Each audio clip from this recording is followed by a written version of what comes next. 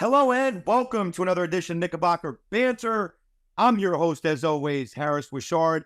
For our 40th episode, we have a very, very special guest, Derek Klein, my good friend, my great friend, state champion at Lehigh as a player, college standout at Brockport. We had some great rivalries, a coach with both the Lehigh women's and men's basketball team.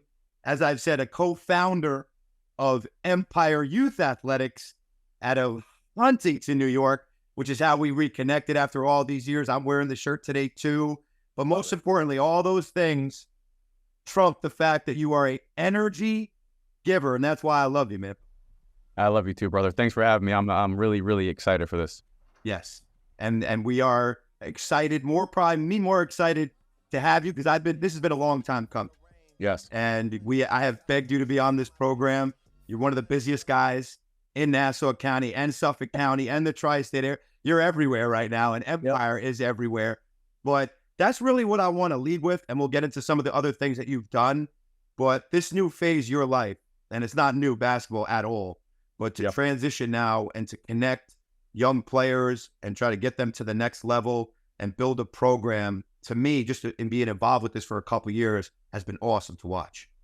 Yeah, I mean, it's a blessing to do what you love, and that's exactly what I'm doing. I've always tried to figure out a way to make money or make a living through basketball. And as we grew up, you and I had probably the same goal, was to play at the highest level, which was the NBA.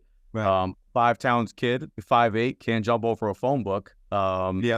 It quickly turned from playing to trying to impact others. And I'm able to do that every day. I wake up every day, and it's a blessing. Able to use basketball as a tool to help student athletes figure out ways to make an impact in their lives. So, on any given day like today, I'll have a second grader at 3, and then I'll have a pro guy who's trying to make the NBA at 4. So it's all levels, it's all ages, it's all skill sets. Everybody's welcome. Yep, everybody's welcome. I love giving back, and I pour into other people. That's really what my life's about, and I do it every day. So it's a blessing.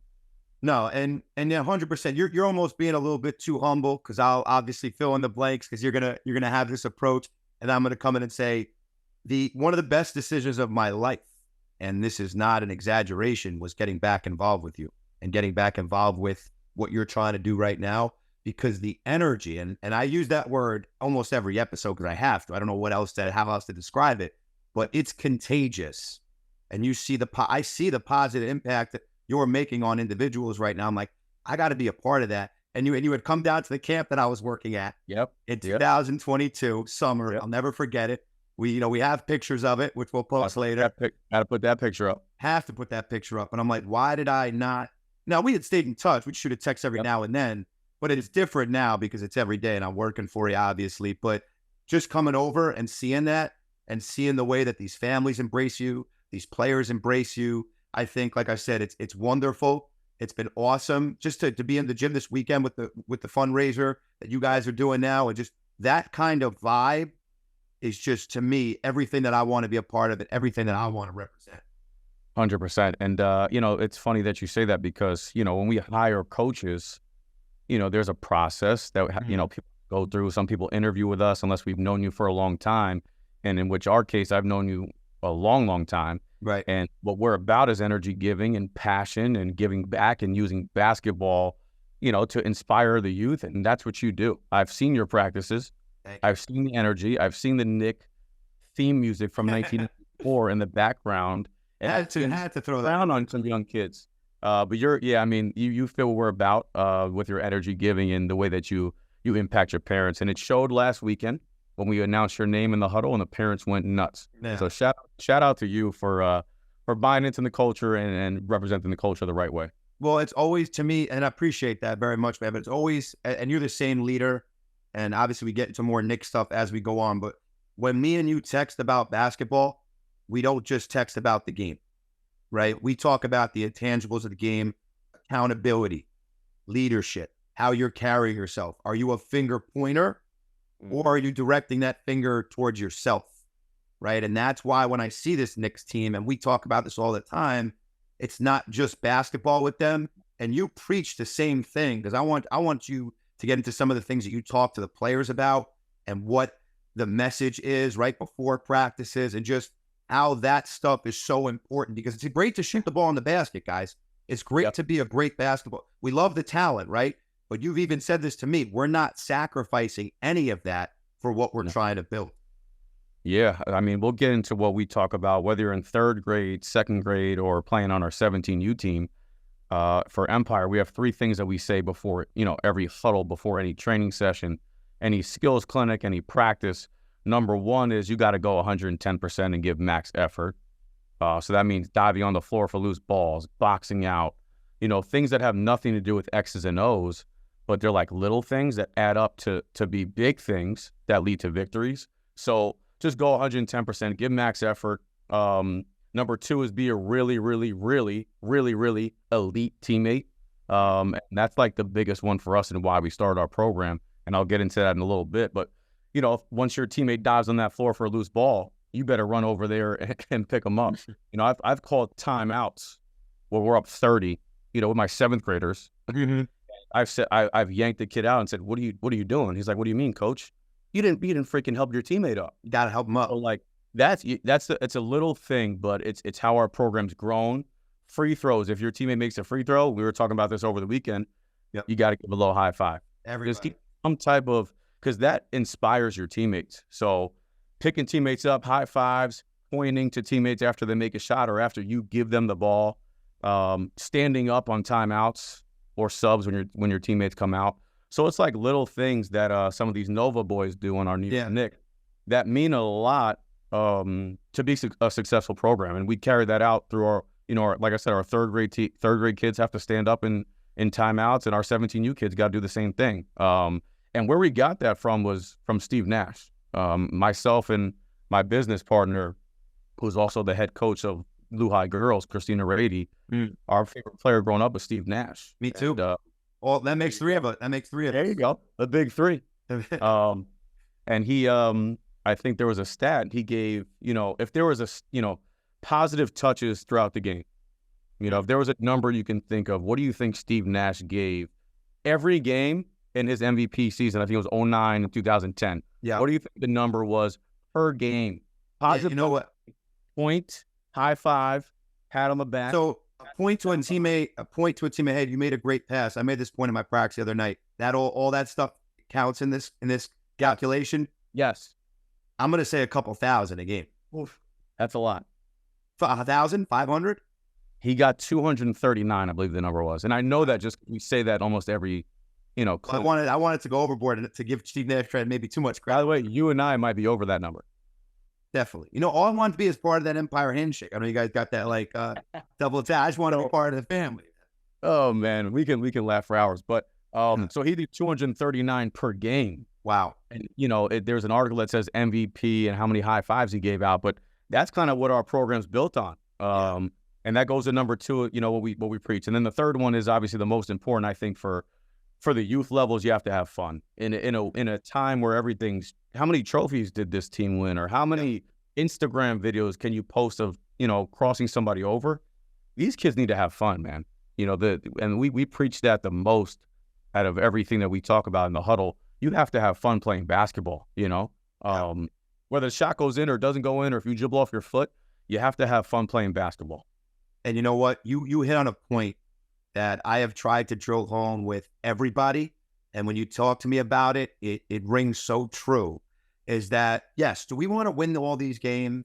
Do we want to win all these tournaments? Yes. But when I'm looking back at my 6th, 7th, 8th grade, 9th grade days, I didn't win a ton of stuff. We lost a bunch of games by 40 and 50. We got our butts kicked, but we loved it. And we learned how to love it. We were around the right people that helped us love it. Do you know the chances of you getting better go skyrocketing when you're looking forward to it, when you want to come back to the practice? That's what I'm always trying to emphasize, guys.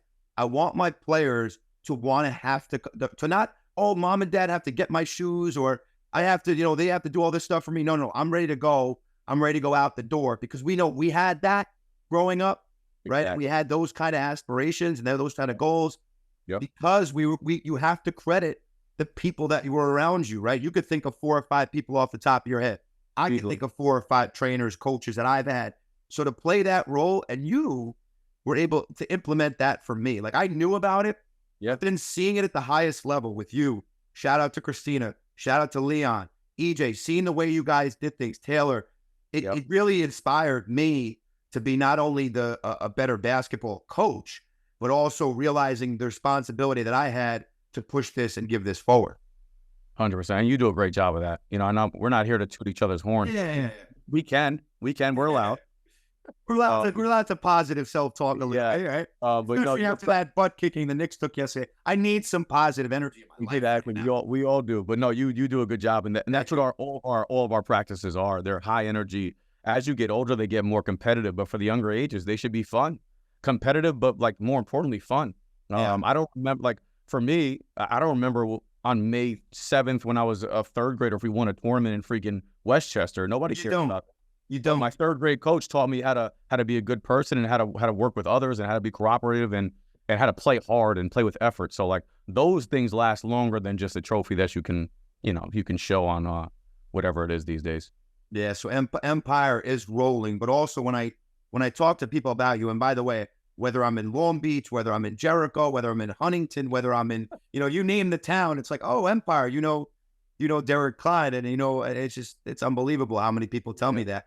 But, enough of that for a second, right? Let's get to the coaching side of it now for you at a little bit of the higher level. Because I watch some of these All-Americans come into the gym, and I watch some of the, like you talked about, these pros come into the gym, and you'll get to who's you coached against, and obviously hurting the Knicks right now, some of those guys. Yeah. But you transition from a player to that high-level coach at a school that you played at. What has it meant to be there? And obviously you meet some of the people that you form Empire with, but what has that experience been like, and what have you really learned as a person coach at Lou Hyatt going for, what you're doing right now? Yeah, I mean, it's Lou High is a special place. For those that don't know, I grew up in the Five Towns, went to Lawrence my whole high school career, and then I went to Lou High summer camp, the basketball camp, and I was recruited to play my senior year, which is tough for anybody to do, to leave their family, their community. Not family, I still lived home, obviously, but you're moving away from kids you grew up with your whole life. And now I'm going to school 45 minutes away, but it was the best decision of my life. I got to see basketball at a different light and a different level, played at a different competitions level, went to different places that I didn't think, obviously that, unfortunately that Lawrence High School couldn't take me, but it opened my eyes to the basketball world. And then I ran from there. It taught me, I played for Coach Brian Carey. He just taught me the game in a different light.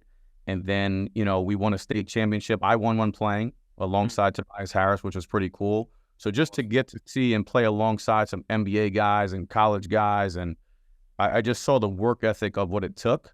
And that's why now I'm able to tell parents like, hey, you're not there yet. Yeah. Then you could be honest about it. Yeah, I've seen it, playing.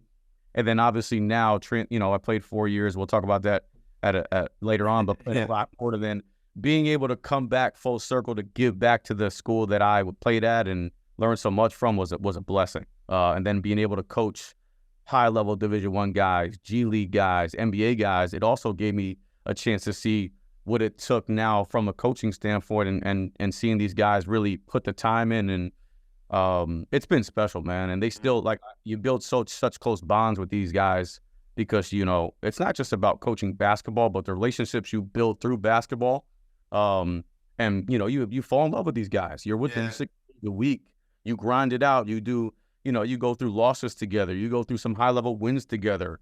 Lou High went from, we were pretty good in New York to a national contender, and they're even better now. So it's just, it just coming full circle, graduating from there, and then seeing how special it was to watch the boys program grow. And now I'm on the girls side, see how much we can grow. It's special. The word I can use is special. Yeah. And you know what? As soon as you're talking about that, my mind is going to every time I watch one of your players come back. Right. We're talking about, Corbello, Zedke, the list goes on and on. These professionals, these high level D1 talents. And I watch the relationship you've built with them, right? The relationship they have with your families, right? The way that they interact with the kids at Empire. That I think, and that's really what I'm getting at. It's really been awesome to see And listen, it doesn't surprise me knowing you as long as I have, but just that family that you're building, and you use this C word a lot, the culture, right? Because we see it, we want it to happen with our Knicks so bad, and we're starting to see it now. It's like, that is how you sustain winning, not only on the court, but obviously off the court.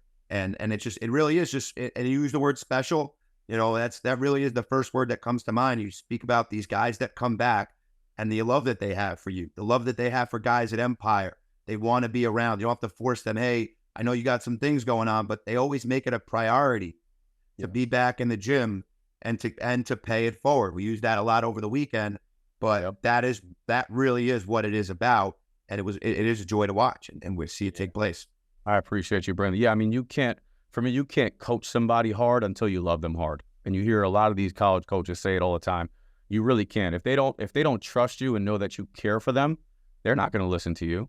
You're just talking to me about basketball. You don't. So, I always made a point of emphasis to like really get to know these guys and show them love and when and not just ask them about basketball all the time. How's things at home? How's your day at school? And then you build a relationship, and then, the love is there. And then once they know you love them and you care for them, all right, now coach me hard, me hard. Tell me what you need to do. And I think that's the biggest thing when I've had these guys at Lehigh, or even, just some guys that have come into the gym for years now. When they know you love them, that's when you can coach them and really challenge them and hold them accountable. And I think that's the biggest thing. And that's why they come back, and show love to our program now, and show love to our Empire kids, because they know it's coming from a good place, and I got some guys coming in today. As soon as they get home from school or they're done with college, yo, D, when are we working out? Yeah. And I do some pretty good stuff on the court too. I think it's they know that I'm gonna keep it real and coach them hard and train them hard. And there's whatever I need to do to help them get to the next level, they know that I'm gonna do. Yeah, and you're honest. Yeah. That's the word we used before. It's honesty, and they respect it. They might not see it in the moment, but as time goes on, I say this to parents all the time. Nobody growing up, people will complain about coaches. Now, are there some coaches out there that aren't great? Yeah, sure. But nobody could make me hate basketball. No one was going to be too hard on me, right? Like, obviously, some guys might go over the top too, but like these guys that yell, and I've heard some people talk in my town, other towns, oh, this coach he does this and he does that. It's like, you hear that a lot. There goes that finger pointing game again, right? Yeah. There goes that, like, what are we going to do about it? How am I going to stay on the floor? Something my dad has always talked to me about is making it impossible for the coach to take you off the floor, whether you're taking 3 shots a game or 15 shots a game. Make an impact somewhere else. Go set a great screen. Go dive on the floor. Go get an offensive rebound. Go do something that's like, wow, this guy's full of energy. I can't take him out. Everyone wants to say, oh, the ball's not in my hands, or he made me run a lot at practice, and I don't really like to do that much. And, there's a laundry list of things that you hear, I know, a lot as a coach. Oh, yeah. And I'm like, you know what? We got to take these excuses, similar, and we always tie it back to the Knicks on this show. We got to take these excuses, and they got to find the door. And they have to find the door, because it's not going to help anybody. We're hearing a lot of excuses now. Oh, we're undermanned. They were tired. But guess what? The best thing about our Knick culture right now is that we have 3 Villanova guys that are not going to allow that to happen. And I think that's been contagious to the rest of the team. Like, you never hear, well, I'm sure we're going to segue into the Knicks, but never hear the Knicks, like, no one's pointing the finger. No one's blaming the refs like some other teams have had. Right. Jalen Brunson, my bad. I got to be better. Josh Hart, my bad. I got to be better. Hartenstein, yeah, that's not right for the fans. We got to be better. It's never like he's not or the ref's not. So, like, that's why, like, sometimes even for you, we watched the game. Was it game 5? The crazy Maxey game. Yep. In the office you're in right now. Yes. In this office. And I looked at you, I said, we're okay, because, like, we're going to bounce back. We have a culture of accountability at the Knicks right now that we haven't had in decades. And the one thing that they've done all year is answer the call. And they're going to answer the call again tomorrow night. But, like, there's no finger pointing. There's accountability. There's a winning culture for these guys. No one's, they're not going to roll over.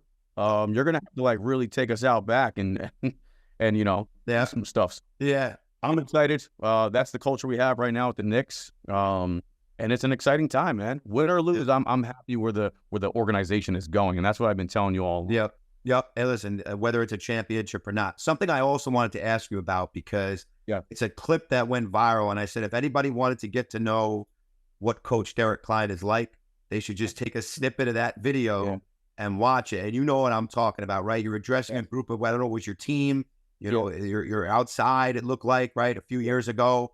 I'm sure everyone's dreams out, but not everyone's going D1. I got to be realistic, coach, in my room. I'm not trying to blow anyone's freaking dream up. I want to go D1, play D3, best time of my life. I won a state championship in high school, won a lot of games in college. It was dope. I don't regret not going playing D1 or D2 at all. There's a spot and there's a fit for everybody.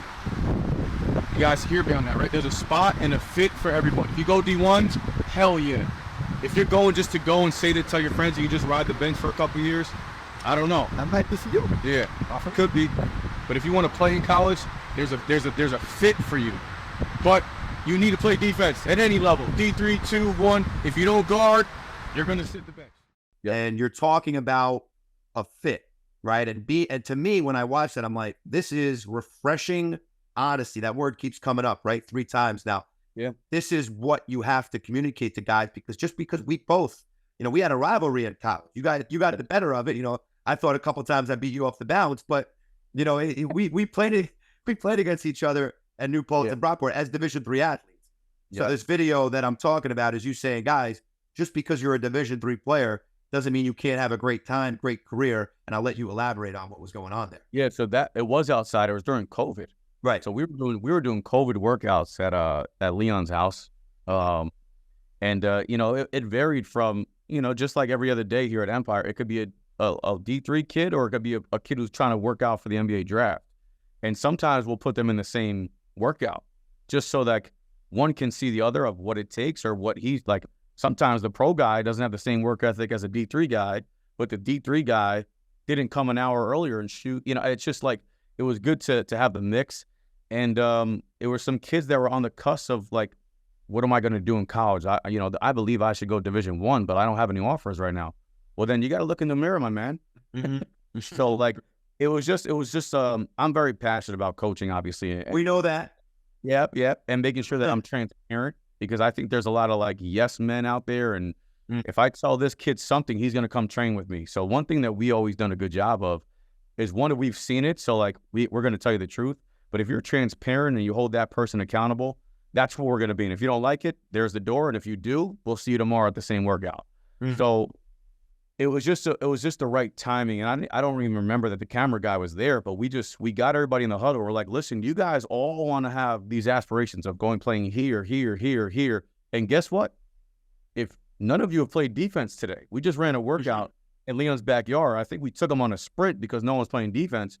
None of you guys are going to play anywhere if you don't want to play defense. Got a guard.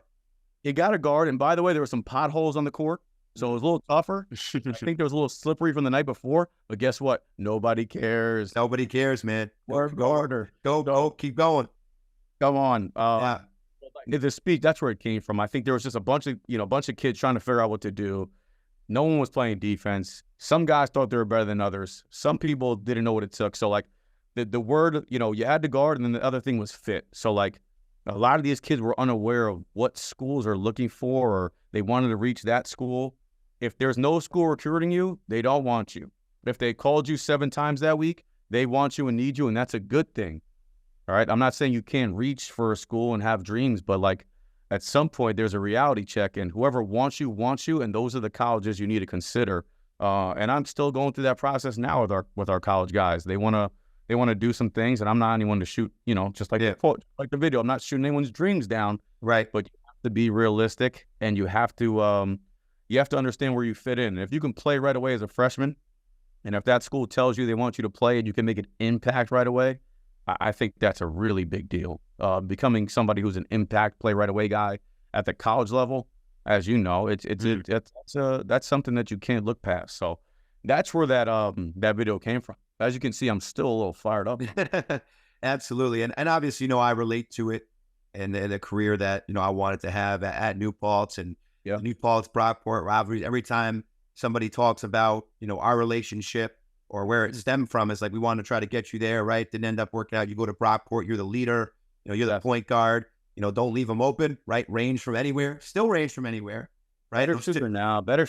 I'm a facilitator, man. Two dribbles. I love the way when we're playing pickup and how you got the Princeton offense rolling. You got back cuts going. I'm like, geez, can we just run up and down a little bit? So No, it was great. And you know what? One thing before we get into the Knicks and their Game 5 strategy and then overcoming the blitz that happened in Game 4, what a lot of people have to know is, I did the college radio thing, then took a little bit of time off, did a podcast here and there, but I wasn't sure kind of where I wanted to go with it. And then obviously started sending you these voice notes. And then that led to the Knicks stuff, but it started with the Empire stuff. I would leave you 2 and 3 minute voice notes on practices and, have you laughing and stuff. And just the way you encourage me to say, dude, these are great. You need to go do something with this. I don't know if we're sitting here today on episode 40 of Knickerbocker Banter, if not for the origin of you pushing me like that. And I had other people, we have Nick on, who obviously pushed me too, but you basically saying, hey, I'm enjoying these. What are you doing with yourself right now? Why aren't you on? And you gave me that push. And it started with these couple minute voice notes to turn it into my own program. Yeah, I mean, for me, I don't know. It was you had the passion for it. You have the drive for it. You love what you're doing. You could hear it in your voice. You have the voice. And my wife has told you, but I used to go into the house hysterically laughing. And she's like, what are you doing? I'm like, you got to listen to this. It was just a 2 to 3 minute roundup of the weekend coaching third grade. But you were so third graders, about it. You were so passionate about it, and the energy that you gave, it was just like, yo, man, you can do this thing. And I remember, and look, now you're 40 episodes in, so you're only just beginning, man. And I'm proud of you, and it's I listen every week, and I know you do. You've been very loyal to me. You have it, and you're only going to continue to grow, man. Like I said, you have the passion, you have the drive, and the future's bright for Knickerbocker Banter. I know. Thank you. And that's why I said I like being around when I've tried to prioritize, especially over the last couple of years. And it really did start there because it was that reminder for me. And I said this to you, and this is the last point I'm going to make before we do have to get to some of our Game 5 stuff. A little bit, right? We have to, right here. But when I got back to you guys and I watched these third and fourth graders play, to me, the light bulb went off. It was like, I got to remember my roots, man. I got to remember what got me into this. Why did I love hoops in the first place, right? And if I could make that kind of impact on some young guys and they could look back and say, hey, when I got started at Empire, that was when it took off for me, right? It was just, you talked about full circle. For me, it was very full circle. It was like, all right, I played it. I had done it. I had experienced the game that way. I coached a little bit in the high school and still do. And now I got here and it was around the youth and people like yourself and everyone around there that I was like, yeah, I need to put my foot on the gas and, hit the accelerator a little bit and really, really embrace what was going on. And that's what I tried to do. And you know how thankful I am. I'll occasionally still send you every once in a while. And nope, I need more, man. I know. Listen, my voice. Have you heard my voice during this playoff? I just got my voice back today from Game 5 when we were in here. Oh man. Yeah, not only Game 5. If we had a camera of Game 5 in here, it would have been viral. Yeah, not only Game 5, but then it's like Game 6, Game 1, Game 2, Game 3, and it just keeps going on. The best thing about Game 4 was that it wasn't the cardiac Knicks. It was, all right, we're getting blown. I'm gonna go enjoy Mother's Day for a quarter, and I'll come back. Well, I'll tell you what, it did, and I love my mother, and I could never ruin a day with her. Yeah. But I felt a certain way yesterday that I don't want to feel again. My wife kept watching me. She goes, "What's wrong with you?" She was looking at the score. She goes, "This is embarrassing. What's wrong? Why can't you?" I understand where Heather's coming from there because it was tough. It was definitely tough. So let's get to the Knicks. Let's talk about the fact that they're down some guys, right? And we're not going to address that as an excuse at all. Obviously, we're going to talk about your strategy now, where you've seen them do both lineups. Here's where your coaching side comes in, right? Because I love breaking the game down with you. Love talking about this. We went to a February 10th game against the Pacers that they lost at the Garden. Yes. Right. Shout out Lindy, right? Giving us the great hookup, right? And the seat. 100%. Yeah. That game was, I think, indicative of what you're kind of seeing now. How would you approach this of the Knicks? Do you put Hart on Siakam? How many minutes are you giving Precious? What would be your approach to stopping 60 points in the paint, 52-43 on the glass? How does that change in Game 5? We got to rebound the ball. I think we put a stat in our group chat the other day, me, you, and Dance, but like every time we out-rebound a team, we win. And I don't know if that stat... Almost every time. Yeah, almost every time. Yeah. And then the other thing is we got to limit these guys from just launching open threes, and I think that's coming from a couple different reasons. Josh Hart's 6'4", Siakam's like 6'8", 6'9". And Josh is a tough SOB. He's been our heart and soul. I just think we might need a different look and put maybe Precious on him and go big and have Hartenstein stick with Turner. And Precious has to give us a little bit more on the offensive end too, but I think maybe putting a different body, obviously with OG out, will help us a little bit on the defensive end. And then the other thing that I've been just taking note of is just like our closeouts and our switches and our scrambles got to be a little bit better. For me, I'd rather Nembhard or McConnell, like on the scrambles, let them shoot the threes. Don't scramble out hard, close out to these guys and let them make a one more to Halliburton or Nesmith. Like, those guys are lights out. Yeah. McConnell and Nembhard, like, Nembhard was 0 for 6 before he hit the game winner on us. Oh, don't remind me of that shot. Sorry, but I'm sorry about that. So for me, like, the scrambles, all right, so like okay, cool. We missed a matchup there. He drove by, but okay, short closeout McConnell, let him hit one. Okay, short closeout Nembhard, instead of flying out, it's just popping out in my brain. We're flying out to these guys and they're making a one more to their better 3-point shooters. I think we got to be better with, and these are wide open threes. And then the other thing is, I think we got to go under some of these screens with Nembhard and McConnell. We're like trying to go over, and then we're doing our drop coverage. We can get into like the JJ LeBron thing here, but you know it like that though. The NBA is a big drop coverage, league or a switch league, but we're dropping because our bigs are a little bigger.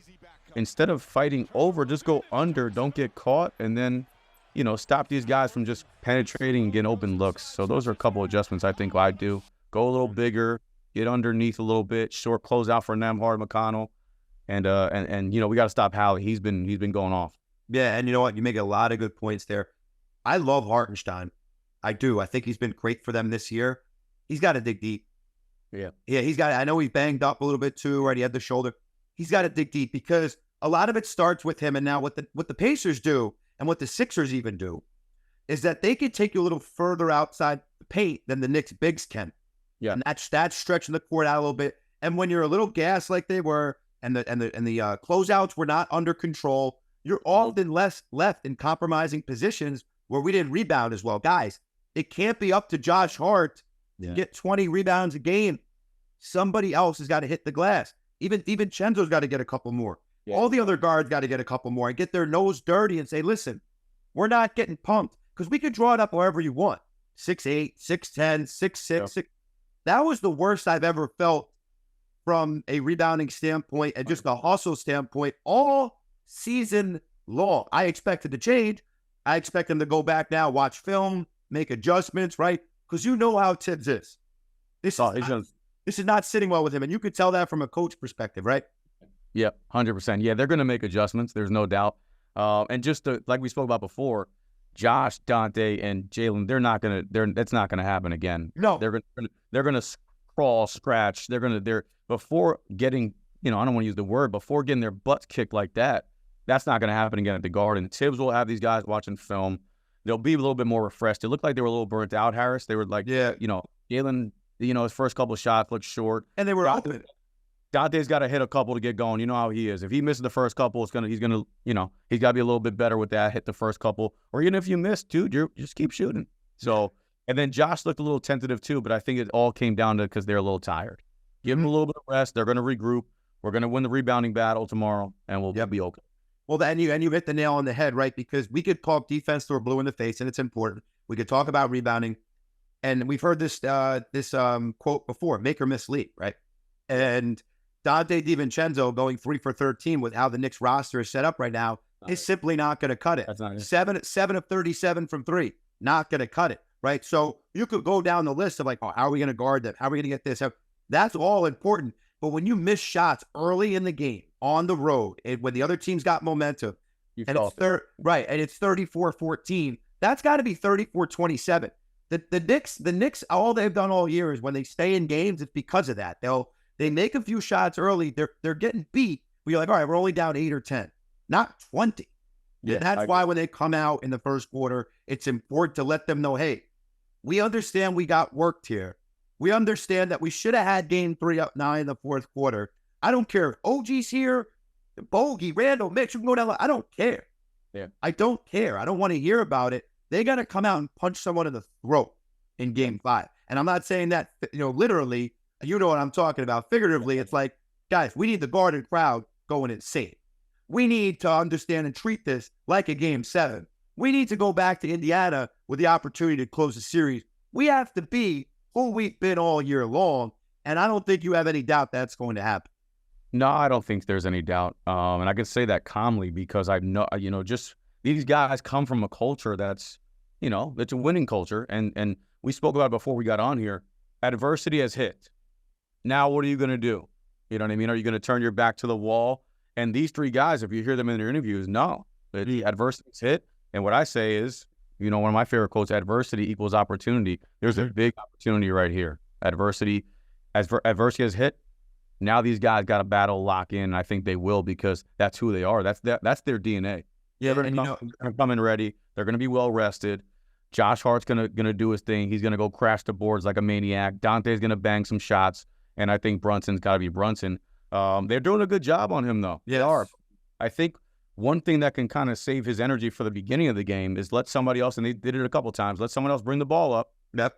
You jog up the buddy. Yeah, take a couple of steps and come off some down screens, come off some staggers, and do what you got to do. Well, that's another thing. I need to see Dante and Josh Hart be a little bit more confident with the ball because you saw them pick up that 8-second violation when like Jericho Sims had it. I'm like, guys, what are we doing? Like, and you have to give Indiana credit. I was in a group chat yesterday where guys were saying, "Oh, they're giving Indiana defense so much credit, but they don't realize that the Knicks are missing half their team." Yes, Indiana defense does deserve credit for how they've played. Now it's up to you to make the adjustment. We use that word a lot, right? Because it's important. We see what they're doing.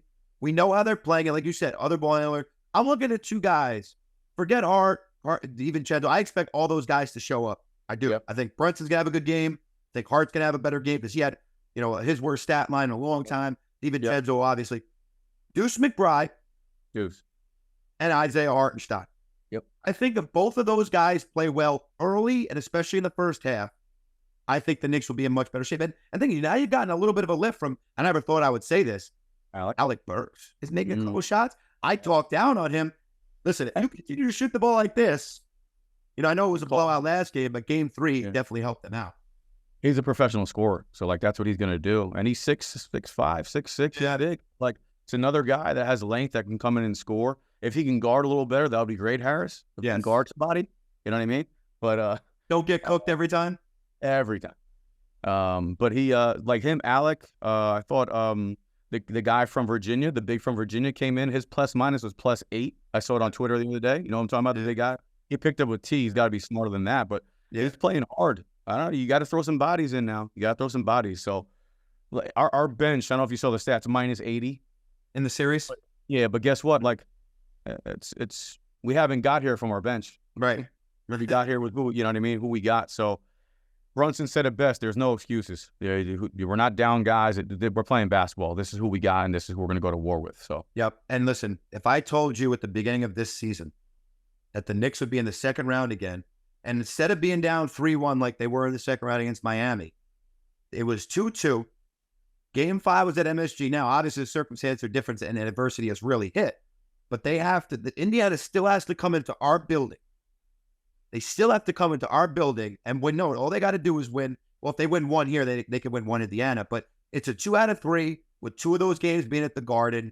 Let's get ready to rock, man. Let's go. Let's not make any. What's that? Let's compete. And that's what they give you the reason to believe that's going to happen all year. As you do need. I really believe this, and I said this a couple of times. Early. Like you have to treat the beginning of this game like it is do or die, because at the end of the day, if you go as optimistic as I've said this on every show, as optimistic as I want to be, if you go into Indiana down 3-2, you're in a world of trouble. Can't happen. Got to be early. Let them know, hey, we're up 15-4 right now. This is our house. And let the Garden crowd take over. Yeah. Let the crowd take over. Let them get into it early and let them take this game over. Similar to when they shook Cleveland. And now this Indiana team looks a little bit more polished and, they do some things well. And I don't think they're going to get completely shook. But you got to make the Garden crowd go as crazy as they want, early as they can. And it's got to be a party all night long at MSG on Tuesday night. 100%. I think we got to match the physicality too. That's been what we bring to the table. I think the last 2 games, they've kind of tried to make an emphasis of that and be the enforcers. We got to come in early and be physical and hit bodies. And like you said, just got to be a party in that bad boy. Has to. Listen, man, we could go on all day. Yeah. We could talk basketball all day. I don't know if I enjoy talking basketball with anybody more than you. So nobody take offense to that who listens to this or has made it this far in the interview. But you, like I said, the energy that you do give as I introduced you, and show them the Brunson. There we go. Right. Show them the Brunson, right? That is what a great cause over the weekend. And you guys raising money, obviously, to send some people to college and play basketball. And that's why I love being part of that family. And we love being part of this Knick run that we don't want to see end. And we want to see continue, because it brings, like we said, it's bringing people together. I'm watching with people I haven't seen since high school, and people are texting me about the game. So we hope they continue. And, I'll be hitting you up on a daily basis, bother you about every different thing that I can think of. But love you, brother. And thank you so much for coming on today, man. Thanks for having me. It was a lot of fun, man. We could have kept going for like another 3 hours probably, but absolutely. Yeah. And, we will break. You will definitely be back on this program. There is no doubt about it. And you're a main reason why it continues to go the way that it does. Knickerbocker Banter. We'll talk to you soon. Yes, sir. Enjoy the games. Let's get a win and go up 3-2. Appreciate you.